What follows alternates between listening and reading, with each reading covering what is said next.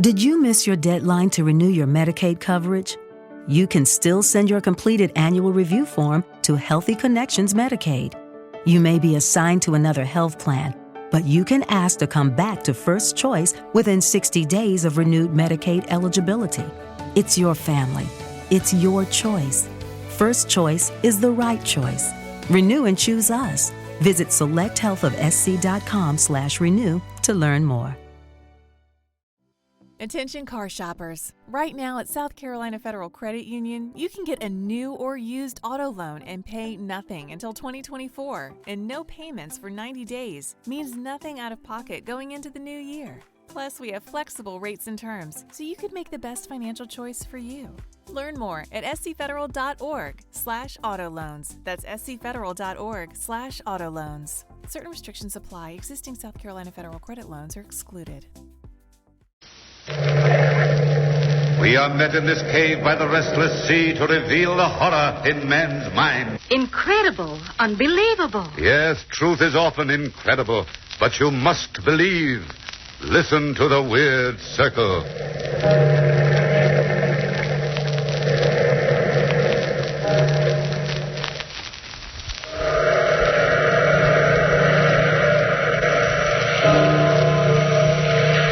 Out of the past, phantoms of a world gone by, speak again the immortal tale. The murders in the Rue Morgue.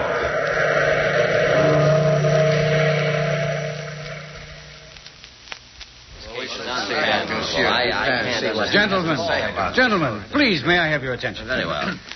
I didn't ask you to come to my humble apartment tonight to endeavor to stun you with my superior knowledge of crime and criminals. I've asked you here only to prove to you that the murders in the Rue Morgue present no great insoluble mystery. Monsieur Dupin, if you think the case is so obvious, tell me, who is the murderer? He will be here shortly, Monsieur le Prefect of Police. Here? Who is it? A murderer here? In this place? Gentlemen, I give you my word as a man of honor that he will be here in my apartment at precisely 10 o'clock this evening. How can you be so sure? I have asked him to come. Oh. It is exactly 9 o'clock now, gentlemen. And in the hour remaining to us before we meet the murderer, I shall explain to you as simply as I can how I managed to arrive at my conclusion. Yes, do, Monsieur Dupin. I'm always interested in guesswork. Guesswork, my dear fellow? This is not guesswork. No? Now, gentlemen, let us retrace the case. The story begins, if I'm not mistaken, with Madame L'Espagne and her daughter Camille on the afternoon of December 16th, 1841. Well, of course, you're correct so far anyway, Dupin. I bow, Monsieur le Prefect. Madame L'Espagne and her daughter Camille entered the Bank of France at precisely 2:45 in the afternoon to transact important business. Ah, Madame L'Espinay, I've been waiting for you. So good of you, Monsieur Lebon. Have you met my daughter, Camille? I don't think I've had the pleasure. How do you do, mademoiselle? How do you do, Monsieur Lebon? Are you quite sure, Madame L'Espinay, that you wish to withdraw all this money at this time? Quite positive. But 4,000 francs is a great deal to keep about one's household, Madame. I'm quite aware of the danger involved, Monsieur Lebon. But if the bank keeps this withdrawal quiet, nobody else need know that I have a sum of money in the house. Well, things do get about, Madame. There's no use inviting unnecessary danger. The danger is my problem, Monsieur Lebon. I think we'd better let the matter drop at that. Have you any protection against possible thievery at home, Madame? No, monsieur, but Mama and I have protection enough. We bolt and lock our doors. It's absolutely impossible for anybody to enter the house unless he should break the door down. But does any male protector live in the house? My husband died many years ago. Madame misunderstands me. I'm only asking these questions for your own good. Two unprotected women living alone in a large house can invite trouble. That is our problem. If Madame insists. And I do insist. Very well, Madame. I have the money here. I myself will see you both home to ensure safe delivery. But let me warn you now. The minute you arrive in your home on the Rue Morgue, the Bank of France resigns all future responsibility. We understand, Monsieur Lebon. We understand perfectly. Interesting thus far. So, gentlemen, the first step in this little tragedy was completed. Madame L'Espagne and her daughter insisted on taking the money home from the bank. Monsieur Lebon drove them in his carriage to their house, the large, bleak house number 12, Rue Morgue. When they arrived there, Monsieur Le Bon looked about for the gendarme who was in charge of that particular block.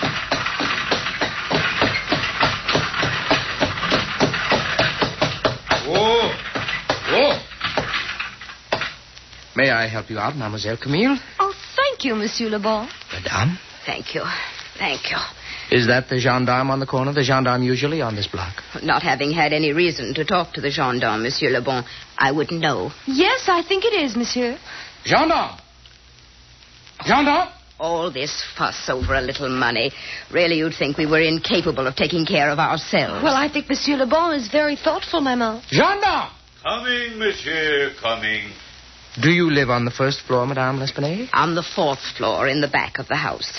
I own this house, and I've shut up all the other rooms. You mean this entire house is unoccupied except You for... called me, monsieur. Yes, I did. I want you to keep a special watch on this house for the next week or so. Madame L'Espanaye and her daughter will have a considerable amount of money in the house. I will watch the house like a watchdog. You would be better off if you did it like a man. Then you'd use your head instead of your feet. Monsieur. What is your name, gendarme? Gendarme Isidore Musée. Very well. Gendarme Isidore Musée. I leave these ladies in your care. You needn't worry about a thing, mademoiselle. And madame. I'm sure we won't. That is, as long as you don't spread the news around the neighborhood that we've got 4,000 francs hidden here in the house. Who, me, madame? I am the law. And your secret is safe with me. Come along, Maman. I'm getting hungry. Yes, dear. Thank you so much for all you've done, Monsieur Le Bon. It is nothing, mademoiselle, nothing at all. Just a courtesy extended by the Bank of France. I'll keep good watch, be assured of that. I'll keep very good watch.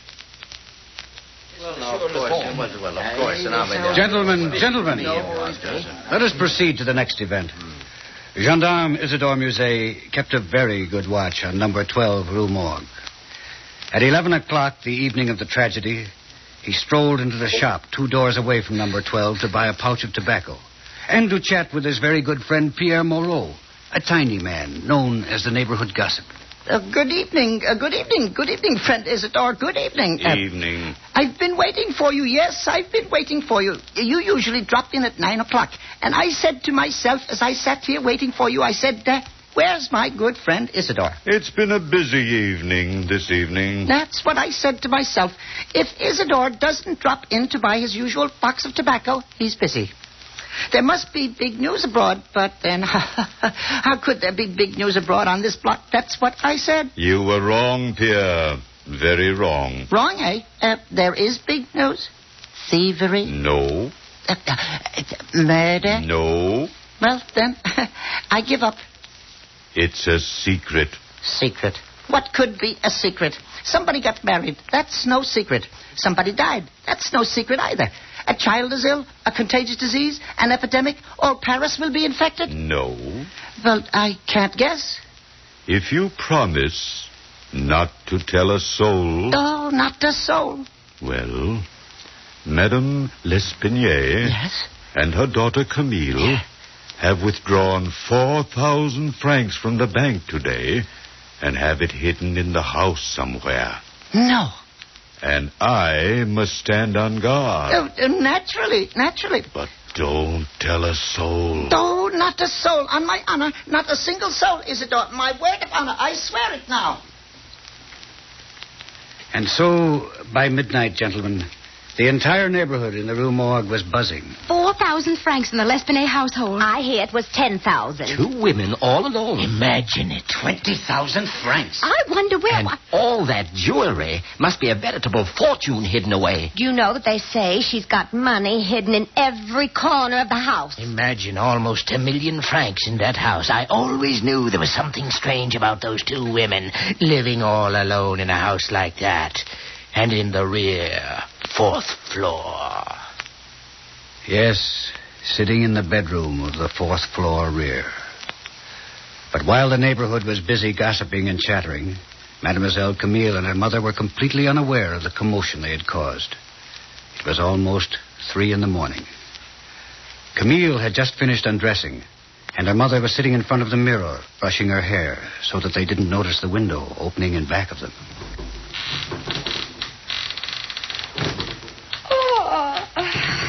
so tired, Maman. Poor Camille. It's been a very busy day. You know, I thought that Monsieur Le Bon was very nice. He seems fairly affable. Oh, Maman, fairly affable. I thought he was perfectly charming. So concerned over us. No man ever gets that concerned over me. Must have been you, darling. All men see... Maman, look in the mirror. Stay calm, Camille. Don't Maman, move. he's got a razor in his hand. Don't move, Camille. Maman, quick. Let's hide. He's coming closer. Where, Camille? Where shall we go? Into the closet, Maman. Quickly, Maman, into the closet. Close the door.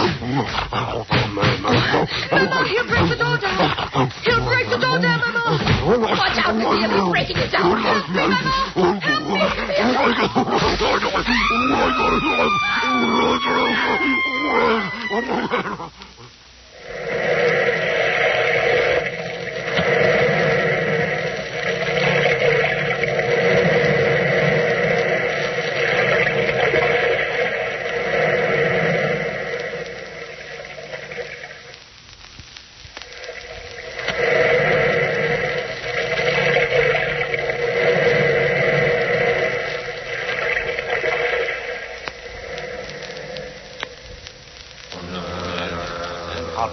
Terrible. How awful. Quite right, gentlemen. Simply ghastly. We fully realize that this is a horrible atrocity, but we must remain factual. While all this was going on the 4th floor of number 12 Rue Morgue, the gendarme Isidore Musée, the little tobacconist Pierre Moreau, Monsieur Le Bon, who, strangely enough, was in the neighborhood at that very moment, and a passerby, a sailor, all 4 were attracted by the screams of the 2 women and immediately tried to break into number 12 Rue Morgue. Now stand back, everybody, while I break the door down. Stand back. This is the gendarme's job. Break it down, Isidore. Break it down. Come. Follow me, everybody. Up these stairs to the 4th floor. I'm right behind you, Isidore. Right behind you.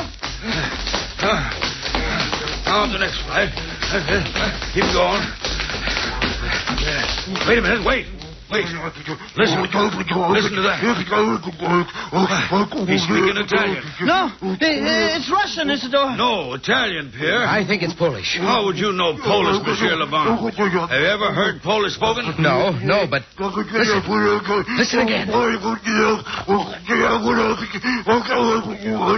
think it's Dutch he's speaking. Dutch, Polish, Italian, Russian. And none of you know what you're talking about.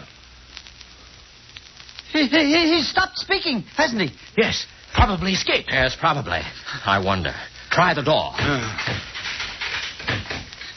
Can you open it, Isidore? No, it's locked. I think we're too late. I'm sure of it, sailor. I warned you about the gendarme. Well, let's break the door down. 1, 2, 3.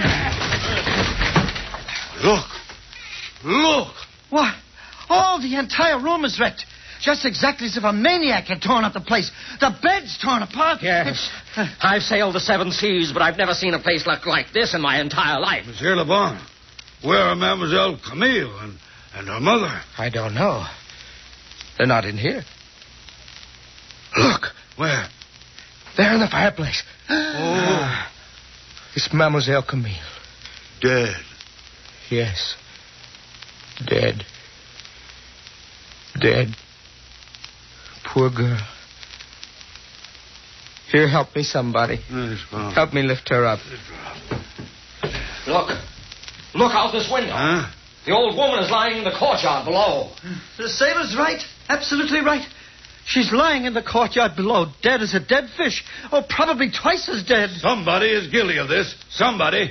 And as a member of the Paris police, I mean to find out who that guilty person is. Yes, gentlemen. Isidore Musée, gendarme, swore up and down that he would find the murderer. Well, at 4 o'clock that morning, I was awakened from a sound sleep and called to number 12 Rue Morgue to examine the evidence. Monsieur le gendarme Musée was running around the room destroying the evidence, or at least what little evidence there was, as fast as he unearthed it. The 3 gentlemen who had been there with him were still waiting round out of a combined feeling of horror and curiosity. The sailor, whose name escaped me, was sitting on what was left of a bed, staring blankly around the room. Monsieur Pierre Moreau, the tobacconist, was watching Isidore Musset, the gendarme, play detective. He played it badly. And Monsieur Le Bon was the picture of dejection. I entered the room and gazed about while Isidore supplied me with all the facts in the case, at least from his point of view. And that is exactly what happened, Monsieur Dupin. Very interesting, Monsieur Isidore Musset. And now, gentlemen, I wish to ask just a few questions. No, go ahead. Now, all of you seem to think you heard the voice of the murderer. Yes, indeed. Oh, we did definitely. No doubt about it. And you, Monsieur Isidore Musset, you are positive that the murderer is an Italian? Positive, Monsieur Dupin. Absolutely positive. I could tell by his intonation. Do you speak Italian? Oh, no. Definitely not. Have you ever heard Italian spoken? No, monsieur, never. But I imagine... Yes? You imagine what? Oh, I imagine it would sound like that. I see. And you, Monsieur Le Bon, you said it was Polish? Definitely Polish, without a doubt. I judge you have lived in Poland a long time yet? No, but I heard Polish spoken once. Once? Yes. That makes you an excellent judge of the Polish language. How about you, Monsieur Pierre Moreau? What language did you say it was? Russian, I thought, but that's only a guess, since I admit, and I admit it very freely, I'm not a man to hedge. I've never heard a word of Russian in my life. I thought so. And how about you, sailor? I thought it was Dutch. I don't speak the Dutch language, but I have heard a considerable amount of Dutch spoken when I was in Holland 8 years ago. 8 years ago. I don't mean to make a suggestion, Monsieur Dupin, but Monsieur Le Bon was the only man beside myself who knew about the money being kept in this house. What are you insinuating, Monsieur Musset? Insinuating? I'm an officer of the law, and I think it was very peculiar that you should just happen to be in this neighborhood at 3 o'clock in the morning. Don't you live in this neighborhood, Monsieur Le Bon? No, but I've good reason to be here. Oh, so? Suppose you tell us. Well, I was worried about Mademoiselle Camille. I was rather attracted to the young lady. And, well, I had a feeling that there would be trouble over the money. Well, I was in the corner cafe having some tea until about 10 minutes before the murder occurred. And then you strolled by the house on your way home, correct? Quite correct. My tobacco store is open all night. All tobacco stores are open all night, Monsieur Pierre Moreau. I was just walking by. I didn't steal the money. But naturally. Nobody stole the money. It's in the safe behind this wall. Huh? Are you positive, Monsieur Dupin? Perfectly obvious that the money hasn't been touched. These murders were far too cruel to be instigated by man's greedy desire for financial reward. Here, let me open the safe and show you. I happen to know an interesting combination that will open any safe. I should have been a thief. So, there. That ought to open it. Oh, it did. Naturally. Now, look. There's the 4,000 francs, safe and snug as a 4,000 franc group of notes should be. Well, perhaps Monsieur Le Bon was interrupted in the midst of his thievery. Perhaps he didn't have time to finish. Well, nonsense. Monsieur Le Bon was with you when you walked up the stairs. Well, an accomplice, perhaps. No, Monsieur Isidore Musset. Let me show you something. Look at the fingerprints on this girl's neck. Very strong, heavy prints. And very large, too. Why, yes. The murderer must have been a giant. His hand must have been twice as large as mine, and I have a large hand as hands go. Yes. The murderer was a giant. A giant with extraordinary strength. Gentlemen, I think now I have sufficient clues. Look at this window. It's just a window. Yes, just a window with a cord on it. A broken piece of cord. Clue number 1. Clue number 2. Look at the dead girl's hand. Huh? Why? She has some hair clutched in her hand. Quite correct.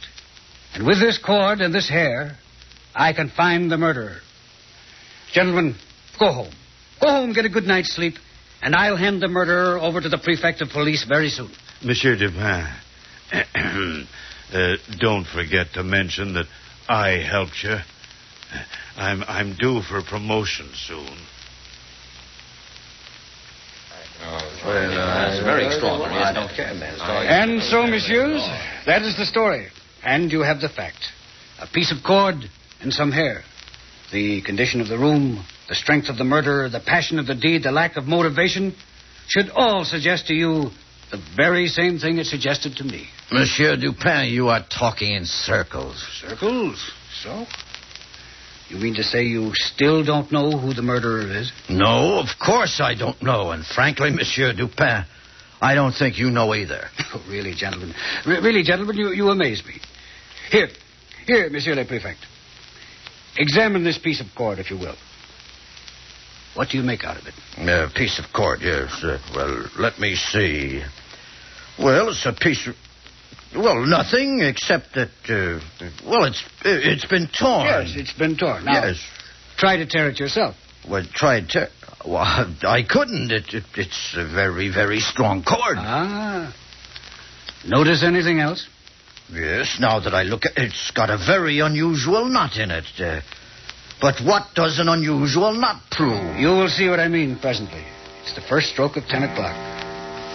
Any minute now, gentlemen, the murderer will enter this room. May I please ask you to extinguish all the candles in the room, all except one. Why, Monsieur Dupin, we'll all be murdered. Which would be no great tragedy, but I wouldn't worry if I were you.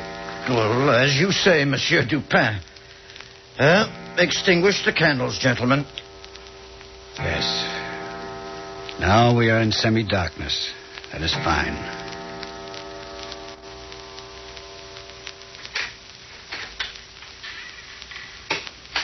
Listen, gentlemen. The downstairs door to my pension has opened and closed. The murderer is now downstairs. He is walking up the stairs. Now listen. Yes, listen. For the love of heaven. Quiet. He is coming closer. Gentlemen, are you ready to grab him when he enters? Yes, Monsieur Dupin. That is good. He is standing outside my door now, Monsieur le Prefect. Ready, gentlemen? Yes. Come in. Grab him. Let me go! So it is you, sailor. Help the sailor to sit down. It was a trap, huh? Yeah, but this sailor doesn't look strong enough to commit these murders. Let me go! Don't Let me struggle. go, I say! Please don't struggle. You see, sailor, Monsieur le Prefect cannot arrest you for the murder because, although you are responsible for the crimes, you are not guilty. I'm not guilty. I'm not. I couldn't help it. Of course you couldn't. Gentlemen, it must be obvious to you now that no man murdered these two women. The only creature able to do it would be a Bornese orangutan. Orangutan? I matched these hairs I found in the dead woman's hand, and of course they belong to just such a creature. An orangutan. Yes, Monsieur Dupin is right. But tell me, how is this sailor involved? I owned the animal. Dupin put an ad in the paper saying my orangutan was captured. Oh, that's why I'm here, to claim it. But didn't you realize that Monsieur Dupin knew that the murder was an orangutan? No, I didn't think anyone could solve the murders. But I did know that whoever put the ad in the paper knew that I was the owner of the animal and that he was keeping what he thought was a perfectly innocent animal. You see, I addressed my ad personally to this sailor. This piece of cord told me a sailor owned it. There was a sailor's knot in the cord, and the knot was peculiar to those tied on Maltese vessels.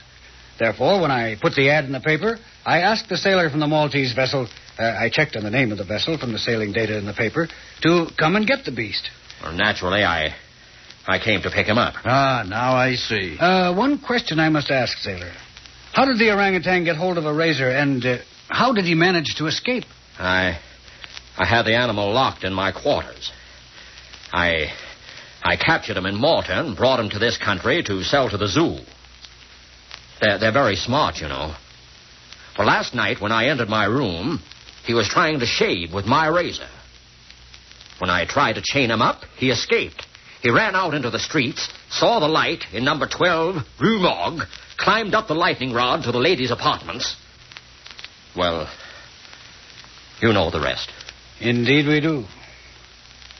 Well, gentlemen, if you have any other problems you wish settled, call on me. Just call on Monsieur Auguste Dupin. Incidentally, if you'd like to see the orangutan, you'll find it safely locked up in the zoo.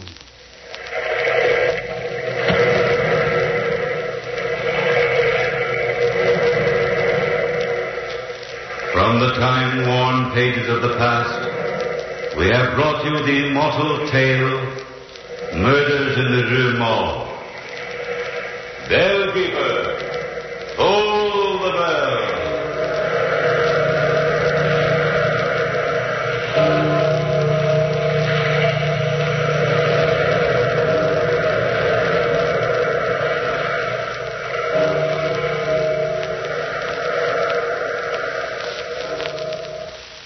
With Lucky Land Slots, you can get lucky just about anywhere. Dearly beloved, we are gathered here today to... Has anyone seen the bride and groom? Sorry, we're here. We were getting lucky in the limo and we lost track of time. No, Lucky Land Casino, with cash prizes that add up quicker than a guest registry. In that case, I pronounce you lucky. Play for free at LuckyLandSlots.com. Daily bonuses are waiting. No purchase necessary. Void where prohibited by law. 18+. Terms and conditions apply. See website for details. With Lucky Land Slots, you can get lucky just about anywhere. This is your captain speaking. We've got clear runway and the weather's fine, but we're just going to circle up here a while and get lucky. No, nothing like that. It's just these cash prizes add up quick. So I suggest you sit back, keep your tray table upright, and start getting lucky. Play for free at LuckyLandSlots.com. Are you feeling lucky? No purchase necessary. Void where prohibited by law. 18+ terms and conditions apply. See website for details.